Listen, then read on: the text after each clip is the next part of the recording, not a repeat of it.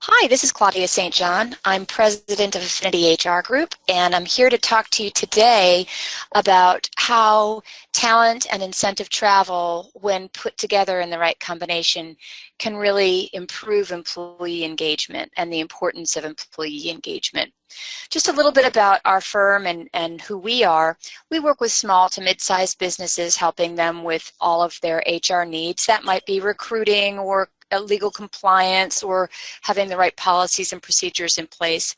But increasingly, we've been doing a lot of work with companies regarding employee engagement and the importance of engagement and the reasons behind engagement are a couple of the things that I wanted to talk with you today about. And what I think is a very important opportunity for those in the incentive travel to make a very convincing argument that incentive travel can be a huge motivator, engager, and benefit to overall profitability. So just getting started here.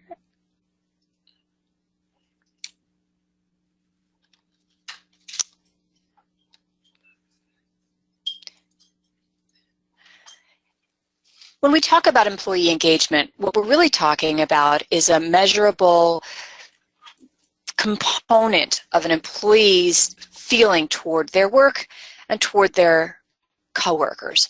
The definition is that employee engagement is a measurable degree of an employee's positive or negative emotional attachment to their job, to their colleagues, and to the organization, and that it's that attachment that profoundly influences their willingness to learn and perform at work. It's not a degree of competence. We presume that people who are working for you have the talent and the capability of doing the job. Employee engagement instead is their attachment and willingness to put in the extra effort, the motivation to go above and beyond. It's a hot topic these days, and it's been increasing in importance over the last 5 years. The reason is that right now we have a labor shortage of skilled workers, and this has been true really since just after the recession of 2008-2009. Small businesses are particularly harmed, although large businesses have the same problems as well. 44% of small businesses in a recent survey by the National Federation of Independent Businesses said that they found few or no qualified applicants to their open positions. When that happens, most companies respond by trying to create incentives for employees to either join those companies or for the employees that they already have to stay. And the number one way that they know how to do that is to increase salaries. When they increase salaries, employees in other companies will be more likely to leave their jobs in order for a higher pay somewhere else. And that can lead to turnover. Turnover itself is hugely expensive depending on the skill level and the benefit level. It can cost between 50 to 150% of the employee's first year's salary to replace that employee. So turnover is a huge problem, as is the economic impact of driving up salaries. So we're in a very tight position, and what folks realize is that the solution to this is having employees engaged so that they won't be inclined to leave in the first place, so that they'll be able to keep the talent that they have and develop the talent that they have. So for many reasons, employee engagement is a growing concern. The problem is that employee engagement is rather hard to create and to develop. According to the Gallup Organization, there is an average of 1.8 engaged employees in every average workplace to 1 disengaged employee. So there's just barely 2 engaged employees for every 1 disengaged employees. And that can be pretty major. I don't know if any of you have ever watched the show The Office, but that is an organization that's absolutely chock-a-block full of disengaged people.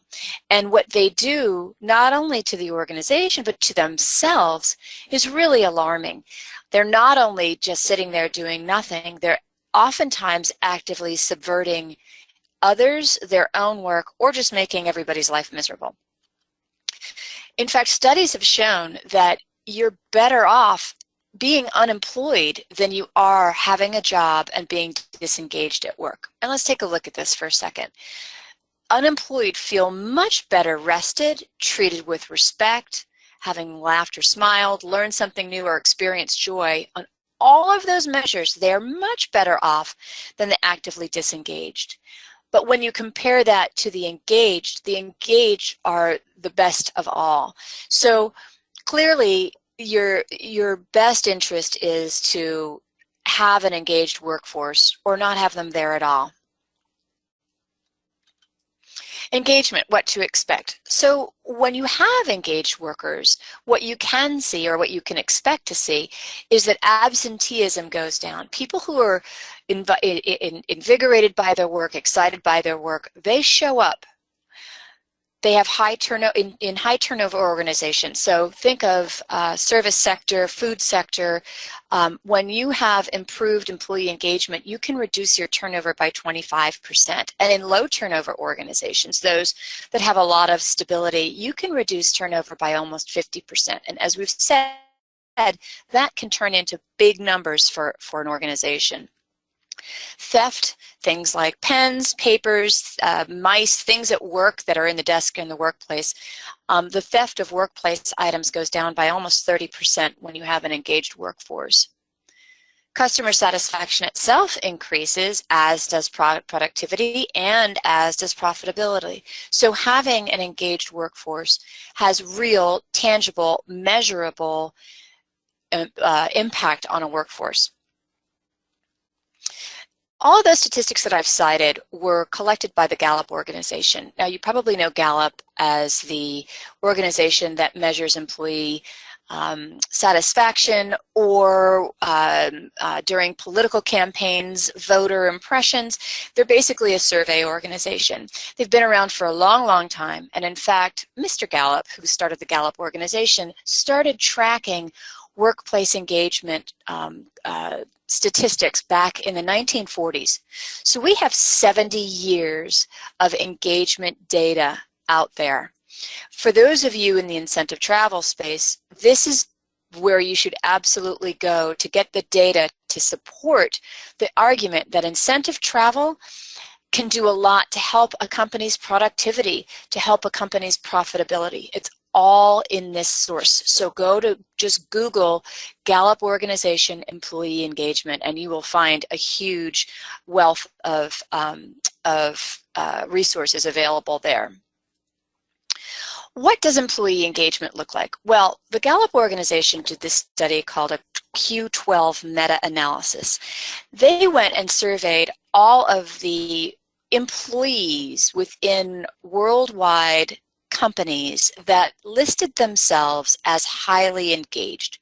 So the people who self-described themselves as highly engaged took a survey in order to determine what about their workplace most engaged them. What were the components of their workplace that kept them engaged and happy?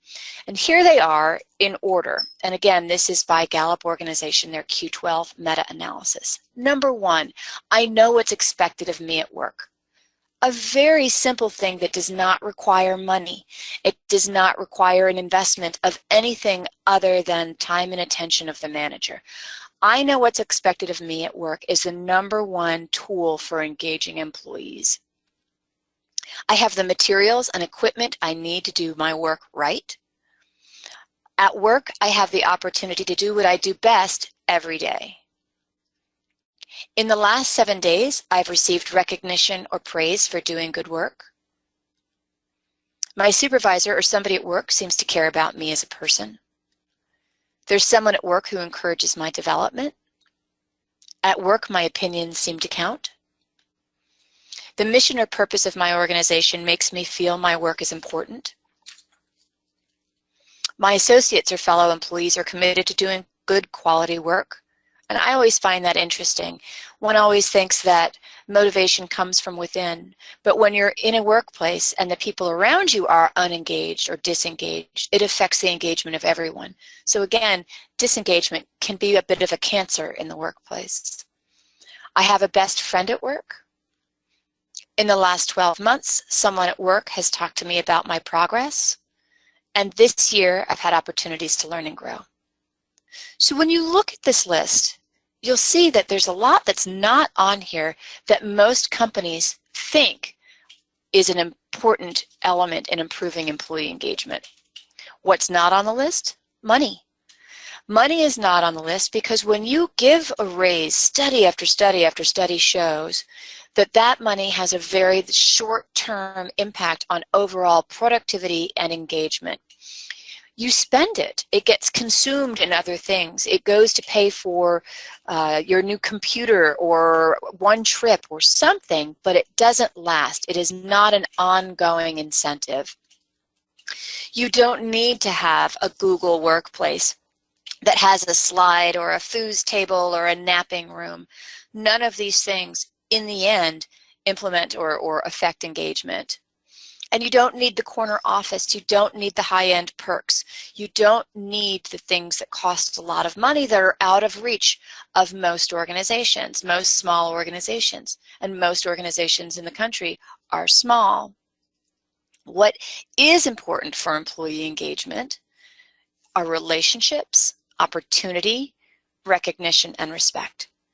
That's when you look at that Q12 meta-analysis, that is what is the most driving force behind employee engagement. It's the relationships that they have with one another. It's the opportunity to do good work and to grow. It's the recognition for having done good work. And it's respecting the organization for which they work and feeling respected in return. These are the biggest drivers of employee engagement. And for those in the incentive travel world, that's a really, really good piece of news. Gallup has sort of distilled all of this information and come up with a productivity formula. And the productivity formula is this. Per person productivity, if you want to improve per person productivity, it's a function of, first, the employee's talent.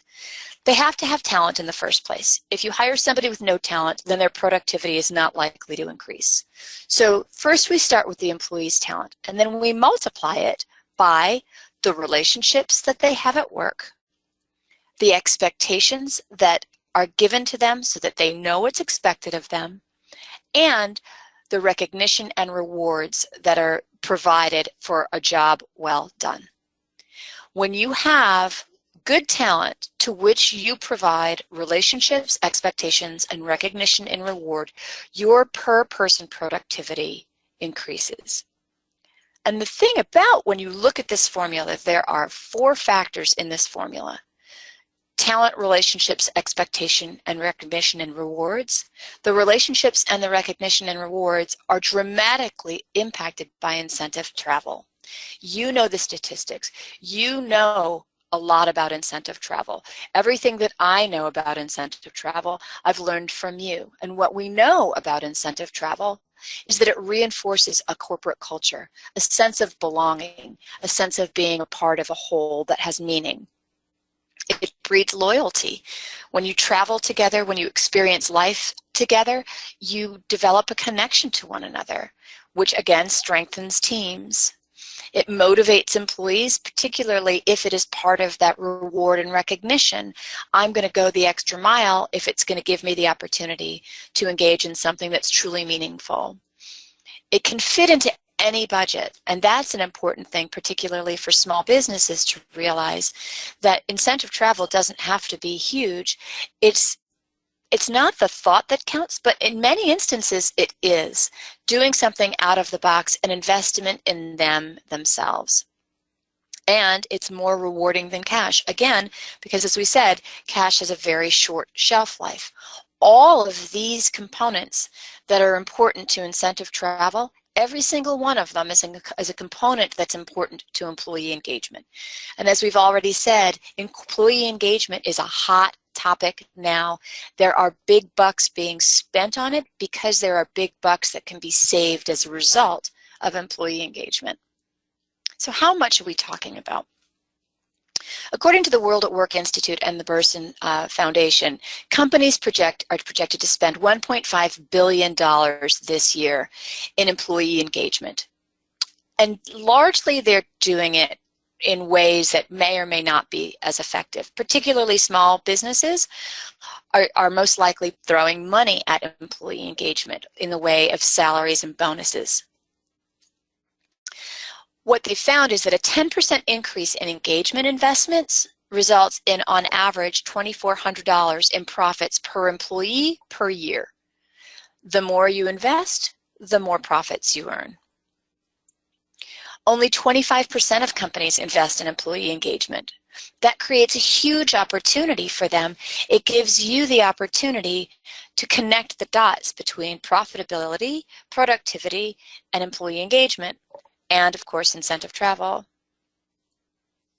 Most financial incentives have a poor shelf life and minimal impact on incentive because, again, most of them are based in dollars and cents and not the experience. The memories, the experience, that's what matters. That's what lasts a lifetime, as the Kodak commercial says. Memories last a lifetime. So what I'm really hoping to do here today is to connect the dots. Businesses are desperate for ways to engage employees.